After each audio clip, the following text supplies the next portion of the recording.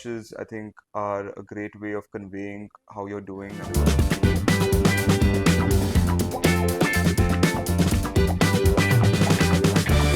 Hello and welcome back to Lux Insider with Anita Khatri. I am super excited today because I have with me second generation from Somani family, and he's an educationist and Somani needs no introduction. He's also an avid watch collector.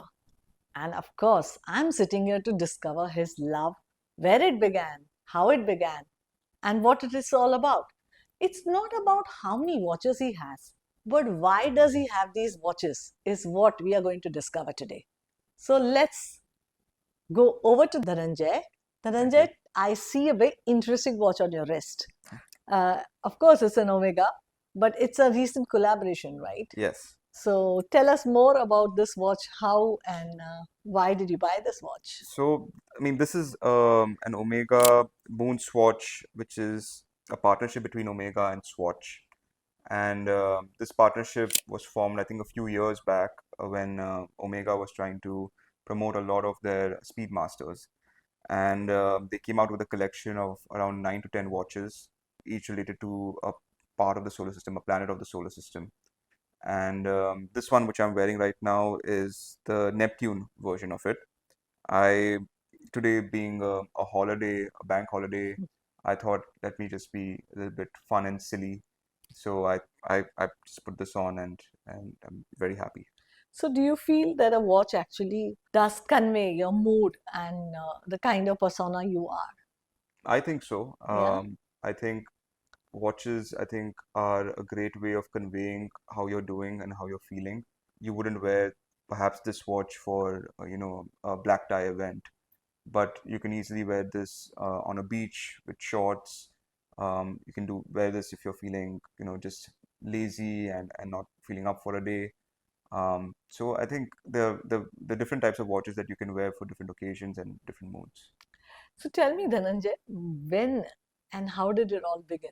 This love for watches. When did it begin? So I must confess, I was never really into watches for the longest time. Hmm. I And as we go into the watches, I would kind of share a little bit more. But my love for horology and watch collection has started recently in the last couple of years. And it's kind of been So, like, like you're a baby, young so I'm still collector. a very young, very a bit of a novice in this, but it has Okay. hit me like a wave. Oh, is it? And my YouTube algorithm and my Instagram algorithm is just filled with content about different watches, people who wear different watches, the mechanics that go behind it, the development and the design process. So it's just everything. So, just a few years ago. But what was it? Was it a particular watch that caught your attention? Was it an incident? What was it that because all this while it Yeah. wasn't there, there must have been a turning point, right? So I think for me, I used to hang out with a close group of friends, Okay. and they every evening, or we used to meet once a week, and in the evenings when we used to come and hang, we used to talk a little bit about watches. Mm-hmm. And I didn't know anything, and I kind of felt left out in that conversation. And the more I heard about watches from their mouths, the more I found it very fascinating. And I used to kind of go back, read about it a little bit on Hodinkee, Terry Baldessar, just trying to understand just the general layout of what it all is. And truly, it's a fascinating world, and it's just remarkable. So your friends are the one who are They're the ones who responsible inspired for, me. Yeah, yeah, it's like birds of the same flock they flock together. together. Yeah, Yeah. okay, that's nice. So let us understand which are the watches that you have. I'm very curious to now see these watches. So I Oh keep my wow. collection How in many how many do you have? so it's about seven or Okay, eight watches. okay, okay. Bit of an Let's begin with the watch which is your first watch. My first watch is this Tag Heuer. Okay. It's a Can I? yeah, yeah, of course. Okay. Mm, Yep. mm. Yeah. So I mean, I've had many watches as a kid, but this is my first proper watch. You bought it with your own money No, this was bought. or Um, gift? it was a gift. Okay. It was a gift back in I don't know, maybe 2007, 2008, Mm-hmm. and this watch was bought in Switzerland. Mm-hmm. It's a Tag Heuer Grand Date Formula One edition. Mm-hmm. Um, and it was a special edition made for Kimi Raikkonen, who's a Formula One driver, Mm-hmm. and he won the championship in 2007. Oh yeah, it's written there. Yeah. Mm-hmm. So this was a special edition watch. Who gave you, if you don't mind So telling this us? was a watch to commemorate my, I was fortunate enough to do well in the ICSE exams. So Okay. this was a watch to commemorate um, that achievement. Okay. So that was your first watch. So that And was which my was first your watch. first watch which you bought with your own money? My first watch, which I bought with my own money, was probably, I think, this Tudor. Tudor. Okay. So this Tudor, it's a Black Bay um, 41. Mm-hmm. You Tudor Black Bay. Tudor When did you Black Bay buy 41. this? This was bought a couple of years back, to 2023. Um, and this watch, I really liked it. Mm-hmm. When I saw images of it online, and I fell in love with it. And I really like the red bezel that it has. Um, Yeah, the red the bezel is crimson really bezel, stunning. Yeah. the crimson bezel is something that I really gravitated towards. Mostly because I studied at Harvard, and the Harvard colors are crimson red. So Okay. I was able to kind of relate that to this watch, and I just found it fascinating. And yeah, But you know, mm, by now you had already entered in the world of watches, I'm presuming, or you were I was still still kind of getting, getting there. I was still getting there, yes. So while you were still getting there, when you bought this, of course, it's instant love that you bought it. Otherwise, you didn't really do a homework of which brand I should go for. No, I mean, I didn't study the different brands as such, but I knew of Tudor, and I knew it, I think, as a good, second love, or a second phase of my life where I'm trying to get into watches. I think this is a good first purchase For you. for me. And which is your next purchase? So we have a lot of watches here, and Uh, a lot of them have different stories. so So tell me the one which is most special to you and why and how. so they all have different stories, and I'm not sure what to start with, but let's start chronologically. Hmm. So after the Tag Heuer, I got the Chopard. Okay. So the Chopard is This is Milli Melia, Mille right? Miglia. Yeah. It's a GT XL version, so it's about 43, 44 millimeters. Hmm. And this watch was, Again, purchased by yourself? this was again a gift. This back Okay. then. It's an Alfa Romeo edition, Okay. and this watch is um, was released in 2010, and it's a special edition because just like the year, there are only 2010 units of it. Hmm. And Which number do you have? great question. I have no idea. 403. So I really like this watch, and it's a watch when I first got, I wasn't a big fan of, Hmm. because I didn't understand the watch. I didn't like the big bulky size of it, and so I was a little bit skeptical when I first got it. It's a But chronograph it's a also, right? chronograph as well. Hmm. And but over time, when I once I've started wearing the watch, Hmm. I've started to really enjoy the chunkiness of it, and like the weight of it.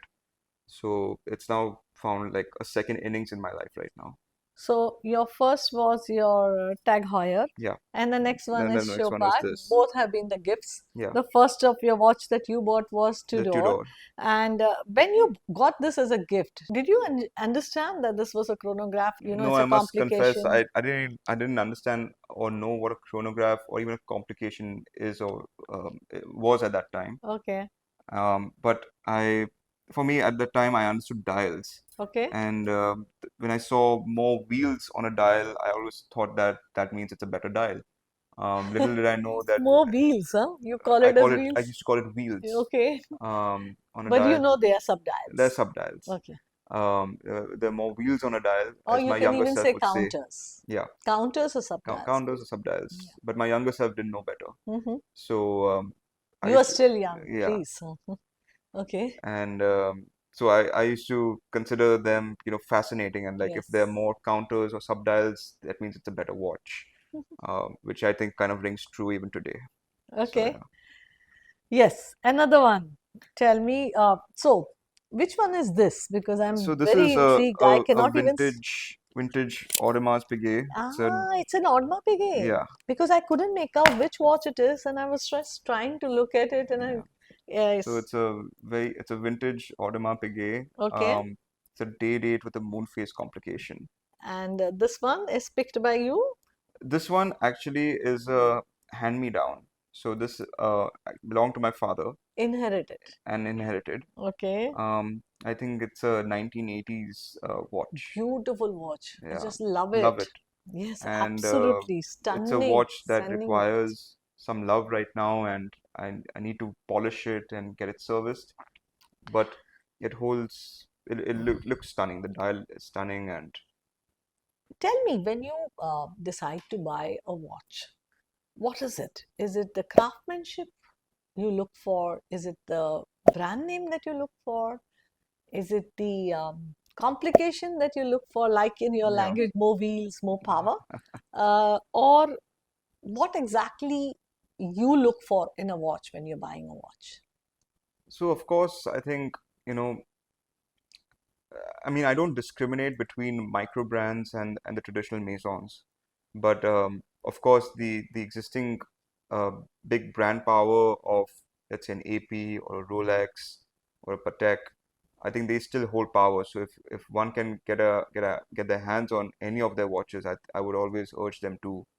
But there's also an entire ecosystem of watchmakers out there. And just to give an example, to segue, Studio Underdog being one of them.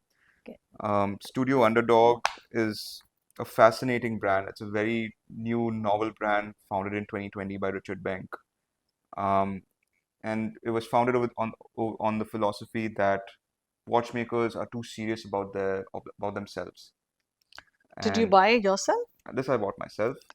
And so you decided to So buy. I bought this because I heard the story and I heard the philosophy behind the watch, Mm-hmm. and the watchmaker, and I always thought that, sometimes watches just need to be fun and silly. And so this one is the smoked salmon edition of the Studio Yeah, Underdog. lovely dial. So at the 9 counter, it's the second counter of the watch itself. Yeah, That one. yeah. Yeah. And the counter here at 3, I think that's a mono pusher, so it's a chronometer. it's it has needs winding, is it? Yeah, it I needs think winding. so. Okay. Okay. I think it's no, it's a chronograph Yeah, which is having a a mono mono, pusher as a it's a complication. single pusher. Single pusher. Single pusher, yeah. So all your start stop Exactly. resetting is It's in this everything pusher. is Yeah. And this counter is for your chronograph measurement. yep, I think it's a minute counter. it's a Yeah, minute it's a counter. minute counter. Yeah. Nice, very nice. Fabulous. So this you purchased it. Do you purchase your watches while you're traveling, or do you purchase like now this one you had an interesting story. You get impressed with the watchmaker himself, Yeah. and that's how you bought this watch. So where did you source it from? So this Because was an was it online available purchase. in This was an India? online This purchase. wasn't available in This India, was not right? it's not available in Yeah, India. because they don't sell in India. No. And this required, you know, Online purchase, this this was was? an online purchase. Okay. So And how much would this, sorry, if yeah, you don't mind sharing the price, what would be the price of this watch? I would Approximately. say maybe around $1,500. So around a lakh and a half, right? Yeah, It a under lakh 2 and a half to lakhs. 2 lakhs. So Yeah. under 2 lakhs, you bought it online. You didn't hesitate buying it online under 2 lakhs? No, because I really appreciated the watch, Okay. and for me, I it was also a limited edition drop. So Okay. Studio Underdog is, as part of their philosophy, is they kind of make limited amounts of every single watch they have. So I felt like this was, a limited time opportunity for me to get the watch, and I didn't want to miss out on it. Okay. So And that's that's how why. you bought it. Okay. That's nice. Okay. And then I see a Rolex finally here. So that's the Rolex Daytona, the Panda version, as it's Mm, known colloquially. But mhm, for me, that's a very special watch. It's a watch that was gifted to me by my wife and my wife's family, mhm. and it's a watch to which I kind of associate with my wedding and my marriage. So it's a very special watch. I hold it very dearly. It's truly it's a watch that I can spend hours just looking at this watch. So, what about this watch that you can spend hours on? Is it the mechanics? Is it the winding mechanism? Is it the mesmerizing functionality on the So dial? I think it's just the way it looks. Mm-hmm. I'm used to kind of I normally wear a lot of rubber and leather straps, as you can see, Mm-hmm. but this is the watch which I wanted in a steel bracelet, Mm-hmm. um, just so that I know it's a special watch and it deserves to be special and different. Um, it's a watch where the dial is white, which is in stark contrast to a lot of the other dials which I have, Mm-hmm. and yeah, I think it's lovely. Also, when you must be winding it, I personally find that, when you wind a watch, it has a different emotional connect with Yeah, a person if you really are fond of watches. And winding of a Rolex watch, somehow, I find it very, very different than winding of any other watch. okay, It's the mechanism, it's the smooth, a smoothness, yeah, the technique of, I don't know what it is about. I yeah, really cannot point that out. But I feel that when I wind my Rolex Datejust, when against any other mechanical watch of mine, which I don't want to name right yeah, now, but when I wind those watches, the winding mechanism itself is a little bit different. right, It gives you a different high, if I may yeah, say so, yeah, for a watch collector. You know it what I mean? does. I don't know exact the word, but this is what I feel. Yep. Yeah. Okay. So, according to you, the watches record your memories, So minutes, I think a lot of or medals so I think it's different for everyone, and I think for you? for me especially, I think it's a reminder of the different moments and achievements and uh, the different phases that I've been in my life. So there's a watch to commemorate different occasions. Hmm. Um, we have the Tag Heuer, which is for my board exams. Then we have the Rolex for my wedding. We have the Tudor for my master's program. So different watches for different events. So it's Uh, more than so it's it's an moments, emotional connect. milestones. Yeah, Yeah, milestones. yeah, moments and milestones. Do you ever felt that you bought the watch and you regretted the decision? Any watch? I think I'm still a novice and I'm still very new to my collection. Mm-hmm. But so far, I've loved every purchase. Um, and I've really enjoyed the watches that I've collected so far. At least the watches Which you have which shown I me. present in Yeah. front of you. What about I know So seeing this watch, so yeah. this is a local Indian watch. It's a Oh, Delhi watch company, okay. Everest 3 model, Okay. and I really like it. It's my daily watch. It's a watch that I wear to work. It's a watch that I can just put on and forget about it. And I like it because it's so simple.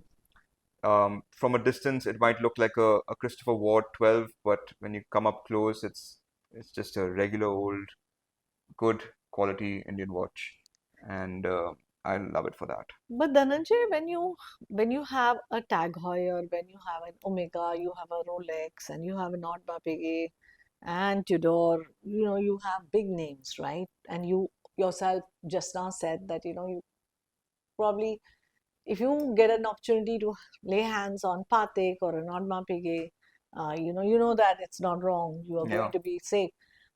When you bought a Delhi watch company, did you hesitate? And do you feel that watch also is a status symbol? If it is, then how do you manage to wear Delhi Watch Company day in and out?